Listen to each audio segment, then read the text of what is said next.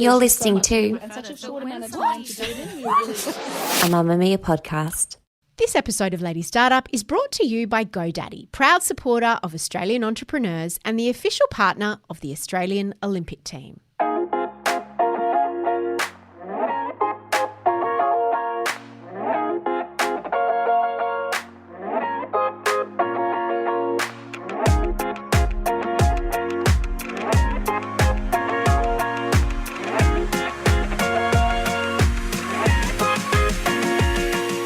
Welcome to Lady Startup Stories, Mamma Mia's podcast where we find out how female entrepreneurs built their businesses. Lady Startup Stories is part of the Lady Startup movement that helps women launch and grow their own businesses. If it was founded or co-founded by a woman, it's a lady startup. And I'm your host, Sharon Hunt, but you can call me Shazzy. I've worked in the media industry for over a decade. I started out working in glossy magazines, everywhere from Girlfriend to OK Magazine to the Australian Woman's Weekly. And after years working as an in-house editor, I decided to go freelance. So I too am a lady startup. I've run my freelance media business now for 7 years on and off. It started out actually as a necessity. I was moving cities and I wanted to stay in my industry. It meant I could split my time between all kinds of different work opportunities, from writing to on-camera content to even hosting podcasts like this. And then when I became a mum in more recent years, it also turned out to be the perfect arrangement for my family.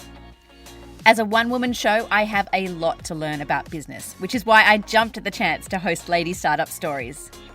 So over the next 8 weeks, I'm so excited to be speaking to some incredible and inspiring women who've built their businesses from the ground up. And one of them is my guest today. Hi, I'm Jessica Nguyen, and this is my Lady Startup Story. What happens when you're killing it at work? You're a powerhouse in your industry, and suddenly, and pretty unexpectedly, you get made redundant. Our guest today, Jessica Nguyen, had worked in the beauty industry for over 10 years. And at the beginning of 2020, way back in March, weeks before our first lockdown in Australia, Jess was made redundant. Being made redundant at a time when it felt like the whole world was falling apart was pretty understandably daunting for Jess. But she took a step back and thought to herself, maybe this is the perfect time to try something new. So when the world started closing up and people across the nation turned to making sourdough and banana bread, Jess saw a gap in the market. The longtime home cook jumped into the kitchen and started sharing her own recipes on Instagram and posting how-to videos to her stories. And people ate it up. They were sharing her homemade chili oil recipe, sending her focaccia bakes to friends, and recommending her all over the internet. Now, almost 2 years since Jess started working for herself, she's managed to convert a modest following of a couple of thousand people into now almost 80,000 Instagram followers. She's channeled her love of food and dinner parties into creating a brand that's authentic to her. So what I want to know is, how has Jess built a business for herself so quickly? And how did she convert a long-time passion into a fully fledged, profitable business? Jessica joins me now. Jess, welcome to the Lady Startup podcast. Thanks so much for having me. In less than 2 years, you've gone from working in the corporate PR and marketing world to running your very own fully fledged personal brand and online content business, all centered around your love of food. Let's start right there. Has it always been a major part of your life? Was food a big part of your world growing up? Absolutely. I come from a family who loves food, hosting dinner parties, and it's our love language, really. So my parents still to this day always have massive family gatherings and put on a spread. So that's how it's trickled down to me, and that's kind of why my career has pivoted into this new role, which has only been like just under 2 years now. So you had that passion for food, but you didn't pursue it professionally. What did you do instead? Prior to this, I worked in the beauty industry for the last nearly decade, which is kind of scary to say. It was something that I pursued straight out of uni, and I'd been doing pretty much, for 10 years within marketing and the PR space across a couple of different companies. But I didn't pursue food because it felt like I couldn't get into it, if that makes sense. So you had this great career in beauty for years in the corporate world, but why did you think it was going to be so hard then to kind of go into a food pursuit instead? 10 years in the beauty game and you feel like you're pigeonholed, and you also have quite senior and cushy role that the idea of potentially quitting your job and pursuing your dreams seems really scary and probably not worth it. So in that sense, I think what happened to me was the biggest blessing in disguise, because I wouldn't have done it if it didn't happen to me in that sense. So what happened? You were fully committed to your beauty corporate career for a long time. What then led to your departure? So I was made redundant last year in March. So it happened just as COVID-19 got announced as a global pandemic and we were going into the first lockdown. That feels like ages ago. In the first lockdown, was trying to find a new job, but as most people would be aware, a role in marketing, PR or events was just non-existent during that time. So I spent most of my lockdown doing what I love most, which was cooking. And I used that as a time to go back to the things that I love. And I started just making and sharing recipes that I'd wanted to try for ages. Before that, I used to cook on the weekends and pick a recipe or do a dinner party spread, and I would share that sporadically on Instagram. But then lockdown definitely was the catalyst for me to just kind of go into this baking, cooking bubble and, like what most people did. That just became the perfect storm for a new opportunity. Redundancies are unfortunately so common in the world we live in, especially in the last 2 years. But how did you feel about it? Yeah, it didn't feel great. Obviously, it never happened to me before, and I struggled with it for a while. I actually decided to stay on and serve out the rest of my notice period. Generally, you can either decide to leave as soon as you get told and walk out that door and never come back. Having worked in that role for a while and being in the industry for ages, I felt like I lost my self-identity straight away, because my job was pretty much my identity. So for me, it was like trying to cling on to it for as long as I could. And also I just felt like I had a responsibility for the team that I worked with and for the clients that I had to kind of see it through and close off everything in the nicest way. So yeah, I had to grapple with that over that month or couple of month period, because I didn't really know who I was anymore. And then lockdown was also scary and different. So it was just a new era for me to figure out where I'm going to be next, what I want to do. It's probably one of the scariest things I've gone through, because I'm one who likes to control most things of my life, and I have a pretty clear direction of what I want to do, where I want to go. But when things happen to me like this, it kind of just shakes you up and makes you really reassess everything. And I guess at that time, it's not like the normal world. There weren't jobs everywhere. So did you have to start thinking outside of the box when it came to your career and going, hey, maybe this is the time to start and try something all new, because the traditional jobs market just isn't there? Yeah, absolutely. I'd spoken to a couple of recruiters and applied for a couple of different jobs, but they just obviously didn't work out because no one was hiring at the time. And it just forced me into that position to then really question, what is it that I really love and want to do? And luckily, I think because of my love of food, I'd shared things online already. I just then became a resource to originally my friends and family on, how do I make this? Can you share me the recipe? And so I would start sharing recipes and saving them in my highlights on my Instagram. Originally, it was for me to remember my own recipes. It was actually just a diary for me. And then slowly it became hey, just go to my Instagram. There it is. I don't want to have to email you the recipe. It's there.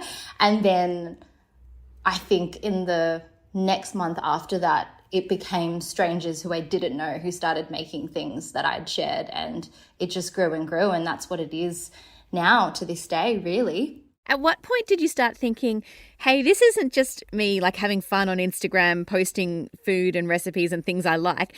This could actually be an online content business? I think pretty early on, the marketer in me saw there was a gap in opportunity. And for someone like myself who loves consuming food content, who loves cookbooks, I was always frustrated because cookbooks primarily always showed you the written recipe and just the finished visual of what the dish should look like, and that never showed you the steps in between or explained to you the rationale and justified why you had to do what you had to do. So personally, I just did it for me. I documented my recipes in a way that I could remember, in a way that I could come back and follow along.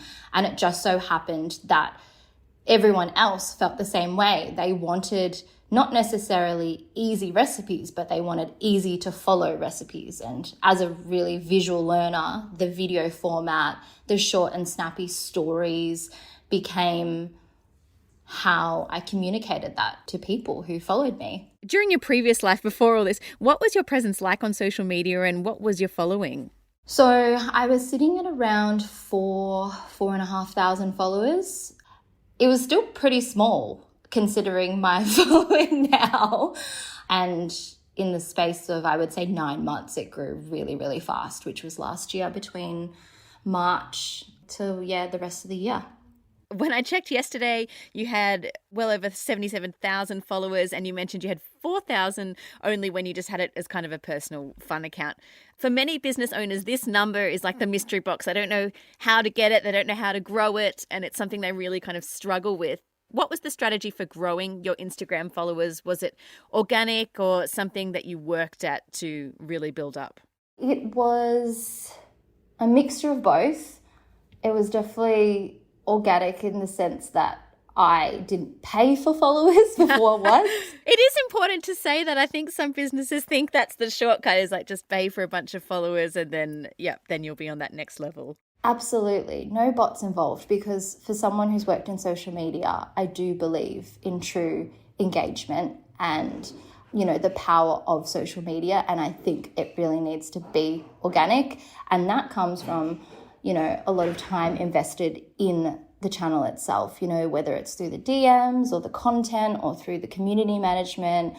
I guess the strategy was to get myself out there, and that was through the recipes, because when I'd share a recipe, I would then see people make those recipes and they would tag me in it, and it just became the quintessential word of mouth marketing, where someone would make a recipe and tell 10 of their friends, and then their friends would follow me, and then they would make that recipe and love it and then share that to their 10 friends. In a really simple nutshell, that's how it just evolved. But along the way, I was, lucky to have a network that I'd already built up from my previous roles, whether it was influencers that I'd worked with or people that I knew who then made and shared my recipes on their channel, and they may have had way more followers than I had. But I think it's about how you build a community of people, and I make it a thing to always reshare the recipe recreations that come my way, that get sent to me or that I get tagged in, because for me it's about breaking down the fear of failure that potentially people are scared to make one of my recipes and that it's not going to work out. So I like to share what the recipe looks like from another person's point of view, because they might have done something different or it might have looked amazing, and that just helps to encourage people to try. The look, style, presentation and colours, everything on your Instagram feed is just absolutely dreamy to look at. How would you describe the aesthetic you're creating? And was this all a very deliberate decision from the outset when you were making content? I would say the look and feel is really natural to me. And if you scroll through my feed even to like 2019, you'll see the same aesthetic. It's just morphed and turned into a lot more recipe heavy and beautiful imagery. But the thing for me is like I just take photos and content on my phone. So it's lo-fi, but it's really well lit, and generally it's bold, bright colors. It's, meant to make you happy, because that's really just what makes me happy. So I think it's just my natural brand. I do see that as a point of differentiation because I did feel like at the time, from a Instagram perspective, a lot of people who post content on Instagram, it was like very that beige aesthetic, like just like really clean and minimal.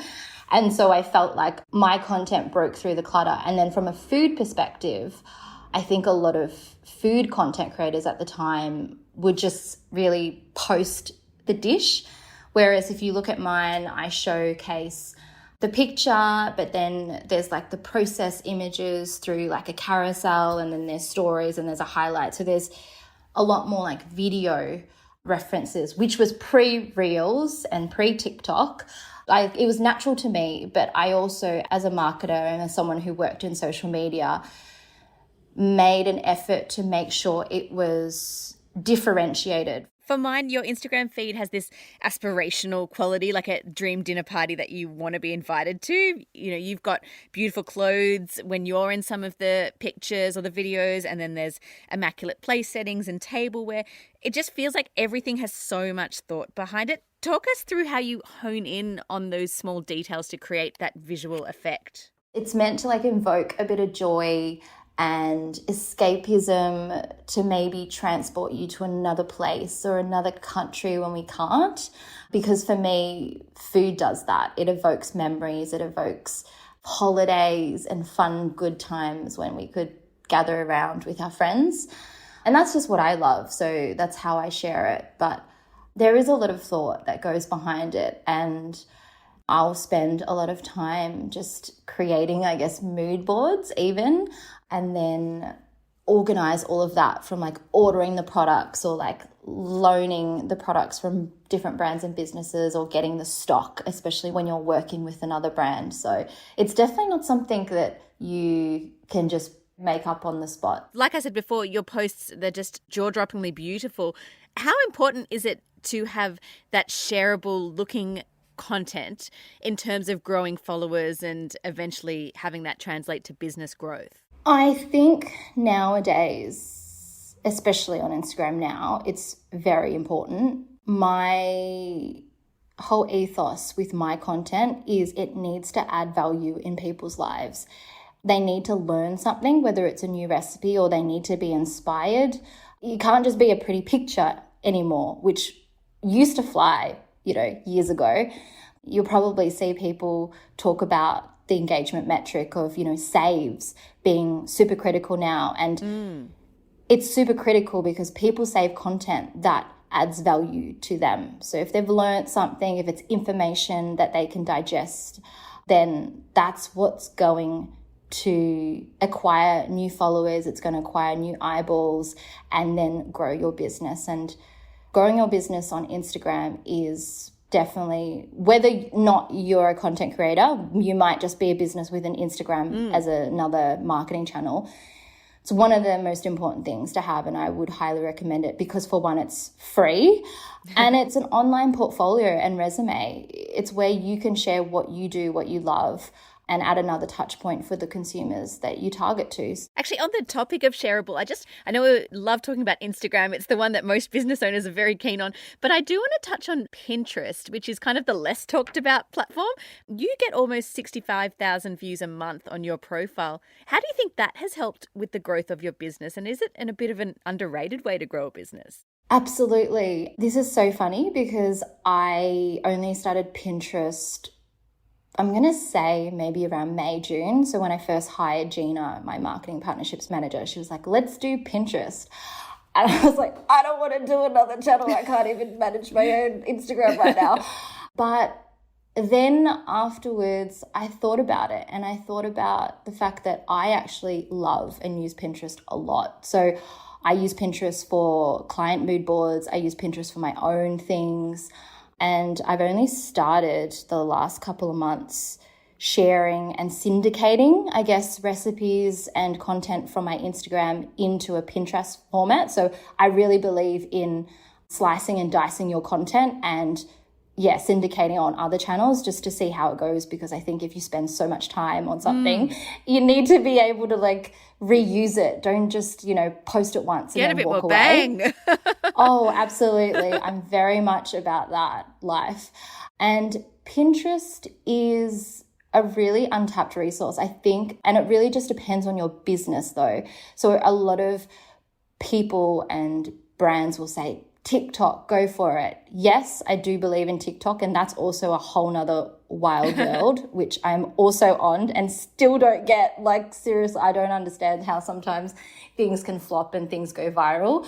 But Pinterest is, for me, a second arm to my presence, because it is, again, where people find inspiration, where people want to learn something. And because my content is really visual, it lends itself so well to Pinterest, because, whether it's a DIY project or a recipe or a dinner party spread, that's where people go to. And that audience also tends to be older.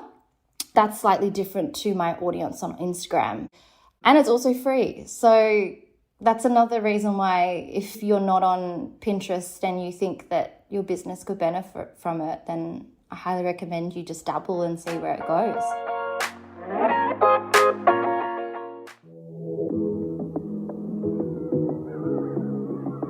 Building your brand online is so important because it's where your customers are most likely to look for you.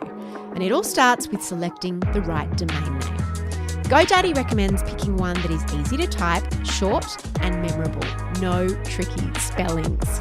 Another great tip, lots of people think that getting a .com is their best idea, and for sure it might be if you have global plans, but actually adding .com.au will make the business feel more local, and Aussies love supporting Aussie businesses. But if you want extra brand protection, why not also get a domain that is more targeted, like GoDaddy's specialty pride domain .gay, or bring it even closer to home with .sydney. GoDaddy is the world's largest domains company with a wide range of domain names at competitive prices and an easy-to-use search experience. And once you have your domain name, you can match it to your email address so that you look professional and instill confidence and trust in your customers. So what are you waiting for? GoDaddy empowers customers to succeed online. Go to godaddy.com.au for terms and conditions and to find out more.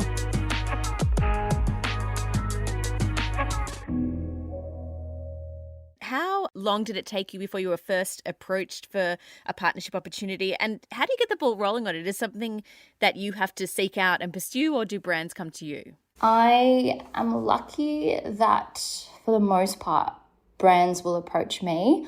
The first brand that approached me would have been Dan Murphy's. So that would have been around April last year, when they asked me to share a recipe for pasta alla vodka, when Gigi Hadid had first shared her version of it on her Instagram and it went viral. So that was probably my foot in the door for the first partnership. That was very early. Yeah, very early. First paid partnership on my Instagram. But I think for the uninitiated, it's a really difficult to navigate process, because you've got to speak to the brand, you've got to figure out, what the objectives are on each party's side, what are the deliverables, and you've got to quote that, you've got to negotiate it, then you have to potentially sign agreements and contracts and review those before you even start doing the work. So you can't necessarily fall into it, and I'm just lucky that I had cultivated all the experience and the knowledge within social media and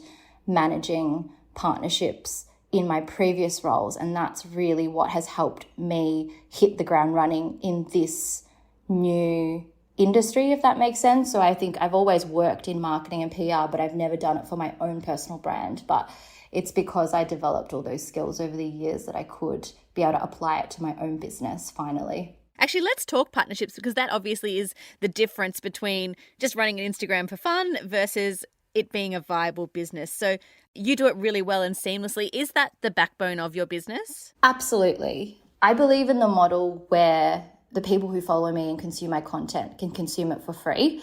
in order for that to happen, someone else needs to pay for that content. Yep. Because there is so much time and effort and hours that I pour into it. I need to be financially remunerated in some way for me to operate and do this. So what I try to do is align myself to brands and have partnerships with businesses that I absolutely love. First and foremost, it has to be authentic, and brands and businesses that are good to work with, if that makes sense.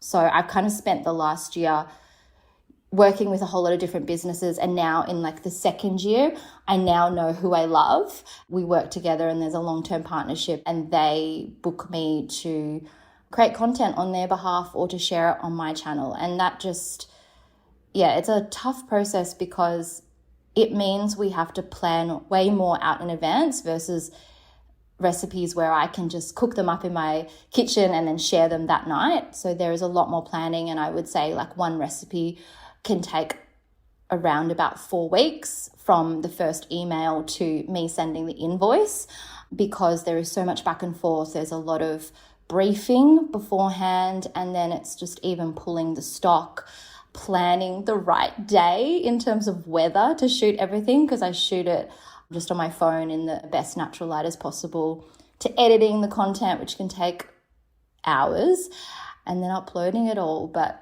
it is really critical because that is my source of income to be able to make sure that this business can stay afloat, as well as pay another employee now.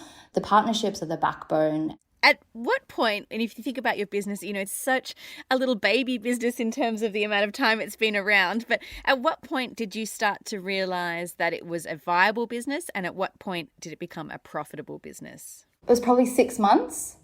6 months into losing my job, I had started to make money, and I was able to service most of my bills and my 2 mortgages that I had. Luckily, I was able to pause those 2 mortgages whilst I was made redundant and didn't know what I was going to do, just because of the COVID relief payments, because otherwise I wouldn't have been able to like dabble in Instagram. So that is one thing that was the saving grace that allowed me to just explore for the 6 months.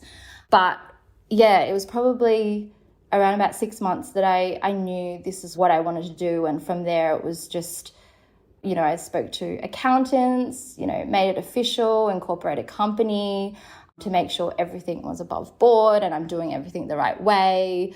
And then fast forward 6 months after that, so let's say March, I realized it was, a very, very profitable business. I was then making more money than I had in my previous jobs. And that was the point where I knew that I could scale my business and then hire an employee to work with me. So that's when I got Gina on board. So I think the other thing is, there's a lot of numbers behind it as well. So if you don't know, outsource that out to an accountant or a professional who can help you with that. But your decisions have to be based on facts and numbers. Yeah. You can't just be like, I feel like doing this. And I think that's one thing I want to say. You've got to do your research and you've got to make sure that it is financially viable and makes sense before you jump off and do something crazy. So run like the wind, but make sure there's a safety net. Make sure your bank sheet balances out too. Oh, yes. The thing with Instagram is the super fine print will tell you that they have the rights to your content, and they're a platform that can and often does change things like the feed algorithm whenever it really pleases. Does it worry you at all to have your business based and heavily invested in a platform that you ultimately don't own or have control over? Yes, absolutely. That is one of my biggest fears, for sure, because if Instagram one day decided to shut down, then I would lose everything. And this is a really good example. The last working day of last year, it was December the 19th, remember, I think it was a Friday. My Instagram got hacked and I got disabled it was only 24 hours, but that was the scariest 24 hours of my life. And it made me realize that real issue where I don't have ownership over that platform and it can be taken away in an instant. And so after that whole experience, I then now am doing other things and working on other projects where my income stream is diversified. So Instagram and then what I do there and all the partnerships is still the main source of my income, but I'm currently working on other projects and diversifying my content on other platforms, whether it's Pinterest and TikTok, so that if one day that ever happens, I'm not going to be left in the dark and I guess inadvertently redundant as well. I think it's important for someone in that Instagram space once they've established themselves. So I think once you have, a stable income on Instagram, then the next step is to think of alternate income streams, whether it's on another social media platform, whether it's on a website that you actually own, whether it's, a totally different medium. But equally, I think it's important for anybody. A lot of people, their main source of income might be just their normal day job, but you can get other income streams from a side hustle or from investments or from, even just putting money into your super. So I think my advice is that's the best way for you to make sure that you're looking after your financial well-being, not just relying on your paycheck. Whether that's Instagram or a regular paycheck, I guess. Absolutely. Now that I am a business owner, it's even more important to me because I never want to be in a situation where I don't have a job. That was the scariest thing that happened to me last year, and I would never want that feeling ever again. I'd never wish that on anybody else as well. So that's the only way that you can avoid that, is to make sure that you protect yourself by, diversifying your income streams if you can do it. But it's a slow build. It's just like, compound interest. You just got to start small and that will just exponentially grow over time. And I feel like this whole conversation has been about pivoting in every way, and you had an additional pivot on top of doing online content, which was launching your chili oil. How did that come about? So the chili oil, I made some dumplings and I shared that in November 2019, and I had like chili oil and soy sauce and all the condiments with it, and someone was like, oh, do you make your chili oil yourself? Can you share the recipe? And then it wasn't until a couple months later that I decided to share that recipe, and that was around February 2020, so a month before I got made redundant. And then once I got made redundant and I started sharing more recipes on my Instagram, that was one of the most made recipes, next to like the vodka pasta and like focaccia and all the other carbs.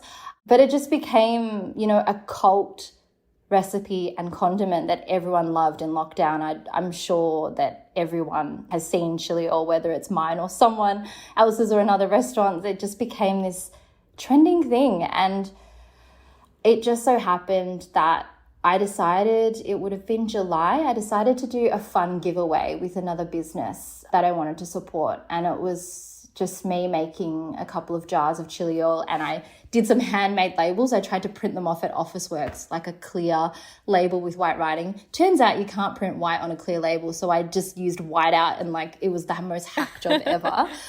But it turned out to be a crazy competition. Everyone was like, where can I buy this? And that's when the next light bulb moment hit me, and I thought, wow, what if I did sell this? So then I just spent the next month figuring out how that could work, and I found a contract manufacturer who could do it on my behalf, because I thought, okay, food manufacturing is a whole nother game. It's pretty scary. It's, there's a lot of regulations and stuff, and if you've never done it before, outsource it to someone who does. All was well until I had to deliver the stock to the brand that I was working with for the partnership, and my contract manufacturer pulled out a month before. And then I had to figure out a way to make it happen. So I was like, well, the only person who I trust is myself.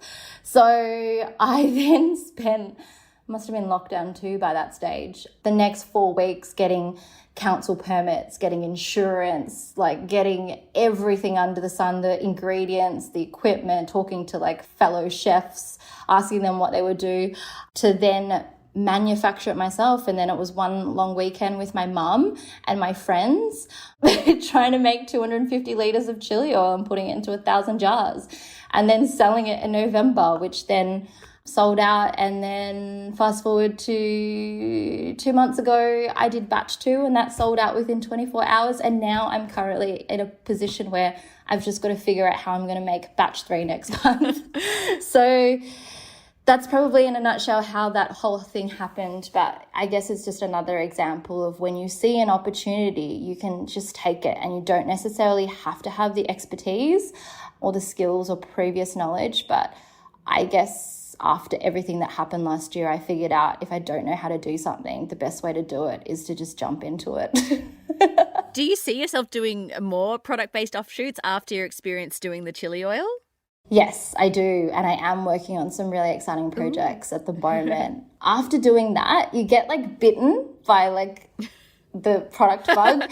And also I didn't realize that I was quite like entrepreneurial. I think in my previous jobs in beauty, in marketing, I never got the chance to do product development because the brands that I worked for were global. So you would basically get the products, even the marketing material that you would have to localize. So this is really exciting to me because it's a new skill I'm learning from like the research and the product development, the manufacturing, and working with different suppliers. I pick projects where I can learn something new. And that's why you'll see that like I get bored and then I want to evolve and do something different. And for me, because I don't have a manager who challenges me. I just pick things that will challenge me. I just pick the scariest thing that I don't know how to do, and then that's how I grow. And just a quick hint to the future, what's next for the Jessica Nguyen brand and business? Well, there is batch 3 of my chili oil that will drop next month. I've just got to place orders with all my suppliers and figure out when I can cook that and get my mum to take a day off. Thanks, Mum, for still helping out. I am still sharing some really fun recipes. I would love to, when we are able to leave the house and go beyond my 10 kilometers. So I would love to do, events that extend beyond Melbourne.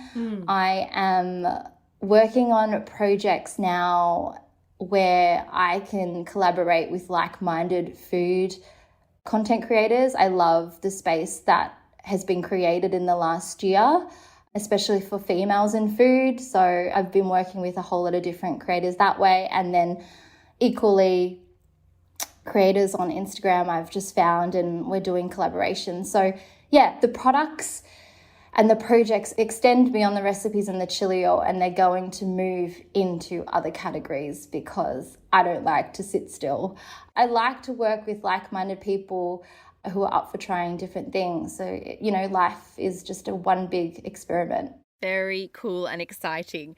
We finish every Lady Startup episode by asking the fast 5 questions. So here we go. Question 1, what's the most useful app you use to help with your business operation and why? I'm going to say Xero, which is a great accounting software for small businesses. You've got to know your numbers and you've got to make sure that your business is financially viable, as well as do everything that's required of you. So that's the best way that I manage my business. Question 2, what's the part of your business that you love the most and hate the most? I love it when people share and make my recipes. That's what I do and why I wake up. And I love it when people have the confidence and feel like they can cook anything, make anything, do anything. The thing that I hate the most is all the admin, because as a small business, you've got to do everything. But not afraid to get my hands dirty. Question 3, do you have any regrets about the business thus far? No regrets at the moment. I feel like I've taken every single opportunity that's come my way. I just regret not having enough time to do everything that I want. Question 4, what does success look like for you? Success is being able to do everything that I want, whether that's, career and projects, as well as just like personal things like go on holidays and cook and eat with the people I love.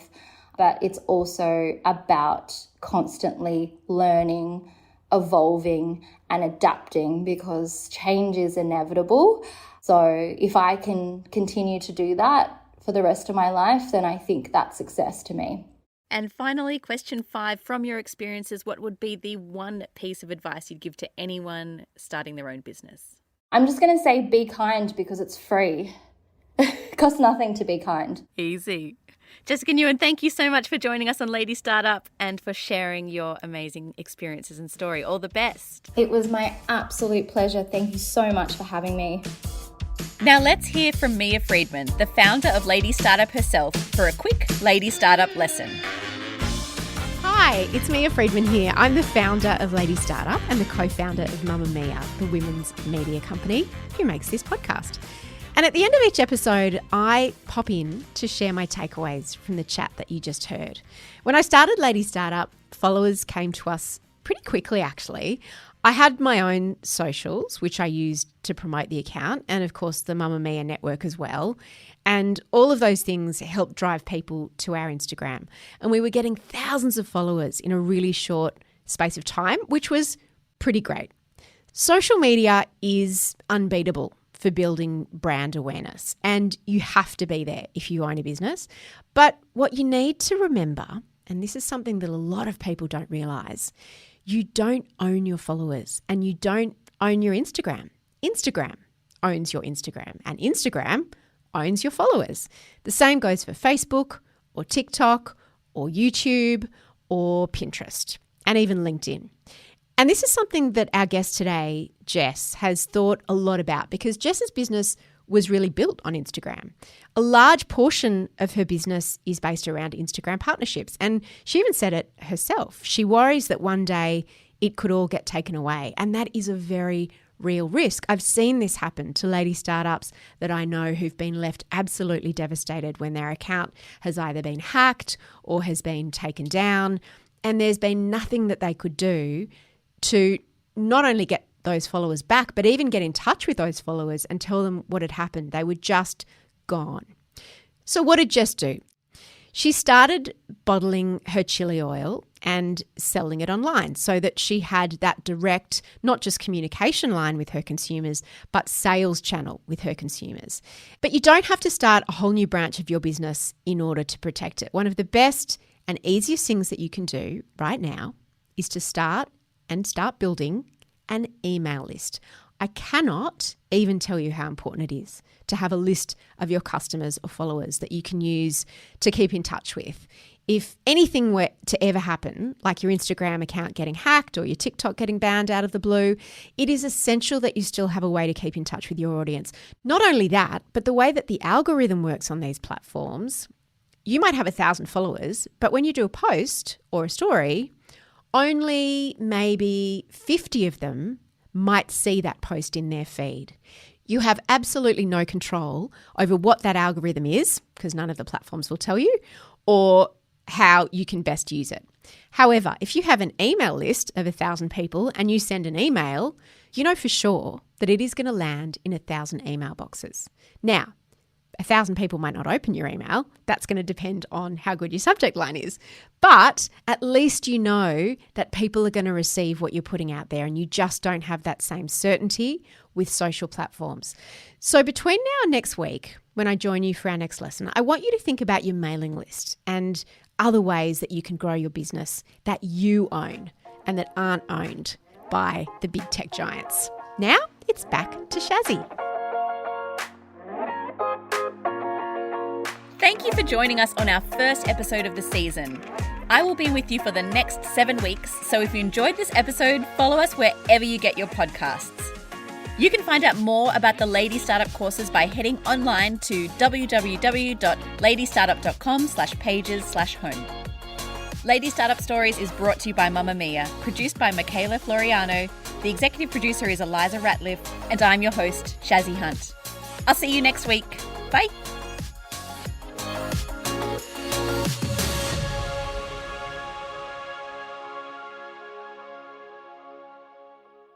This episode of Lady Startup Stories was brought to you by GoDaddy, proud supporter of Australian entrepreneurs and the official partner of the Australian Olympic team. Mamma Mia acknowledges the traditional owners of the land we have recorded this podcast on, the Gadigal people of the Eora Nation. We pay our respects to their elders, past and present, and extend that respect to all Aboriginal and Torres Strait Islander cultures.